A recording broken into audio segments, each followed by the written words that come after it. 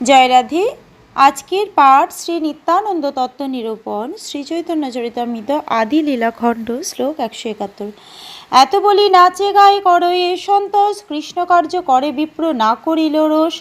এই বলে তিনি প্রাণ ভরে নৃত্য ও কীর্তন করতে লাগলেন, কিন্তু সেই ব্রাহ্মণ ক্রুদ্ধ হলেন না, কেননা তিনি তখন শ্রীকৃষ্ণের সেবা করছিলেন। মিনকেতন রামদাস ছিলেন শ্রী নিত্যানন্দ প্রভুর এক মহান ভক্ত। তিনি যখন শ্রী কৃষ্ণদাস কবিরাজ গোস্বামী গৃহে আসেন, তখন গুণার্ণব মিশ্র নামক পূজারী গৃহে স্থাপিত শ্রী বিগ্রহের পূজা করছিলেন এবং তিনি শ্রদ্ধা সহকারে মিনকেতন রামদাসকে সম্ভাষণ করেননি। এরকম একটি ঘটনা ঘটেছিল, যখন নৈমিষারণ্যে সমবেত ঋষিদের সভায় রোমহর্ষণ সুত শ্রীমদ্ ভাগবত পাঠ করছিলেন। সেই সময় বলদেব সেই সভায় উপস্থিত হন, কিন্তু ব্যাসাসনে উপবিষ্ট রোমহর্ষণ সুত তাঁর আসন থেকে উঠে বলদেবকে শ্রদ্ধা প্রদর্শন করেননি। গুণার্ণব মিশ্রের ব্যবহারে প্রকাশ পাচ্ছিল যে তিনি নিত্যানন্দ প্রভুর প্রতি যথেষ্ট শ্রদ্ধাপরায়ণ ছিলেন না, এবং তা মিনকেতন রামদাস মোটেই পছন্দ করেননি। সেই জন্য মিনকেতন রামদাসের এই ব্যবহার কখনোই ভক্তদের কাছে দোষযুক্ত নয়। উৎসবান্তে গেলা তিহ করিয়া প্রসাদ, মোর ভ্রাতা শনি তাঁরে কিছু হইল বাদ। উৎসব শেষে মিনকেতন রামদাস যখন সকলকে আশীর্বাদ করে চলে গেলেন, তখন আমার ভাইয়ের সঙ্গে তার কিছু কথা কাটাকাটি হয়। শ্রীচৈতন্য প্রভুতে তার সুদৃঢ় বিশ্বাস, নিত্যানন্দ প্রতি তার বিশ্বাস ও আভাস। শ্রীচৈতন্য মহাপ্রভুর প্রতি আমার ভাইয়ের দৃঢ় বিশ্বাস ছিল, কিন্তু নিত্যানন্দ প্রভুর প্রতি তাঁর তেমন বিশ্বাস ছিল না। ইহা জানি রামদাসের দুঃখ হইল মনে, তবে তো ভ্রাতারে আমি করিন ভর্ৎসনে। তা জেনে রামদাস অন্তরে ব্যথিত হয়েছিলেন, সেজন্য আমি আমার ভাইকে ভর্ৎসনা করেছিলাম। দুই ভাই এক তনু সমান প্রকাশ, নিত্যানন্দ না মানো তোমার হবে সর্বনাশ। একেতে বিশ্বাস, অন্যে করো না করো সম্মান, অর্ধ কুকুরটি নেয় তোমারও প্রমাণ। আমি তাকে বলেছিলাম সেই দুই ভাইয়ের তনু এক, তার প্রকাশ অভিন্ন। তুমি যদি নিত্যানন্দ প্রভুকে না মানো, তাহলে তোমার সর্বনাশ হবে। তুমি যদি তাদের একজনকে বিশ্বাস করো কিন্তু অন্যজনকে সম্মান না করো, তাহলে তোমার সেই প্রমাণ অর্ধ কুকুরটি ন্যায়ের মতো।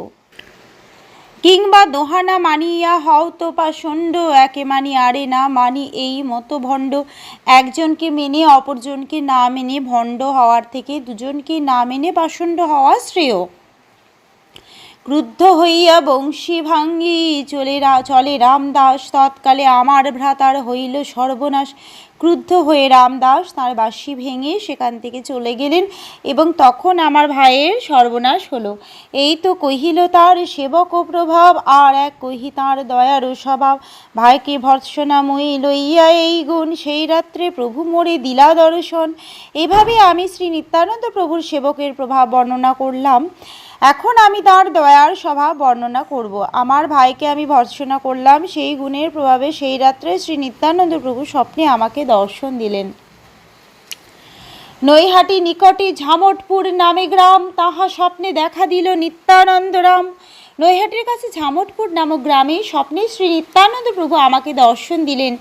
এখন ঝামটপুর গ্রামের কাছে রেল লাইন আছে। কেউ যদি সেখানে যেতে চান, তাহলে তিনি কাটোয়া লাইনে ট্রেনে করে সালার নামক স্টেশনে যেতে পারেন। সেই স্টেশন থেকে ঝামটপুর খুব একটা দূরে নয়। দণ্ডবাদ হইয়া আমি পড়িন পায়েতে, নিজ পাদ পদ্ম প্রভু দিলা মোর মাতে। উঠো উঠো বলি মোরে বলে বারবার, উঠি তার রূপ দেখি হইনু চমৎকার। দণ্ডবত প্রণতি নিবেদন করে আমি তার পায়ে পড়লাম, এবং তখন তিনি তার শ্রীপাদপদ্ম আমার মাথার উপর রাখলেন। তিনি আমাকে বারবার বলতে লাগলেন, ওঠো ওঠো। উঠে তার রূপ দর্শন করে আমি চমৎকৃত হলাম। তার অঙ্গকান্তি মসৃণ শ্যামবর্ণ, এবং তার শরীর মল্লবীরের মতো প্রকাণ্ড। তাকে দেখে মনে হচ্ছিল যেন সাক্ষাৎ কামদেব। সুবলিত হস্ত, পদ কমল নয়ন, পট্টবস্ত্র শিরে পট্টবস্ত্র পরিধান। তার হস্ত পদ ও কমল সদৃশ্য নয়ন অত্যন্ত সুন্দর। তার পরনে ছিল পট্টবস্ত্র, আর তার মাথায় ছিল পট্টবস্ত্রে উষ্ণীষ। সুবর্ণ কুণ্ডল, কর্ণে স্বর্ণাঙ্গদবালা, পায়েতে নূপুর বাজে, কণ্ঠে পুষ্পমালা। চন্দন লেপিত অঙ্গ তিলক সুঠা মত্ত গজ যিনি মদ মন্থর পয়ান কোটি চন্দ্র যিনি মুখ উজ্জ্বল বরণ দারিম্ব বীজ সমদন্ত তাম্বুল চর্বণ তার কানে সোনার কুণ্ডল হাতে সোনার অঙ্গদবালা তার পায়ে রিনিঝিনি নূপুর বাজছিল আর তার গলায় ছিল ফুলের মালা তার শ্রীঅঙ্গ চন্দন লিপ্ত ছিল তার কপালে সুন্দরভাবে আঁকা তিলক এবং তার গতি মত্ত হস্তির মন্থর গতির চেয়েও সুন্দর কোটি চন্দ্রের মাধুর্যকে ম্লান করছিল তার শ্রীমুখের সৌন্দর্য এবং তার দন্তপংক্তি তাম্বুল চর্বণ করার ফলে ডালিম ফলের বীজের মতো দেখাচ্ছিল প্রেমে মত্ত অঙ্গ ডাহিনে বামে দোলে কৃষ্ণ কৃষ্ণ বলিয়া গম্ভীরে বলে প্রেমে মত্ত হওয়ার ফলে তার অঙ্গ ডানে বামে দুলছিল আর গম্ভীর স্বরে তিনি কৃষ্ণ কৃষ্ণ উচ্চারণ করছিলেন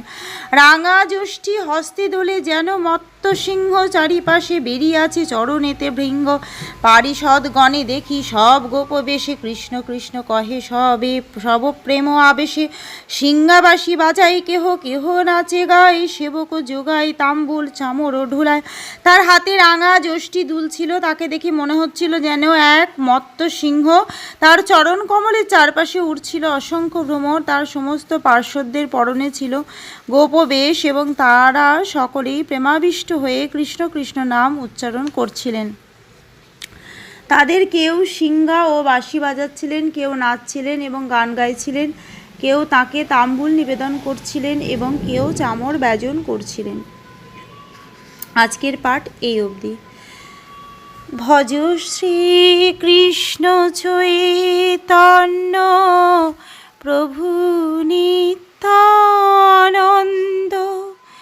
শ্রী অদ্বৈত গদাধরে শ্রীবাসাদি গৌরে ভক্ত বৃন্দ হরে কৃষ্ণ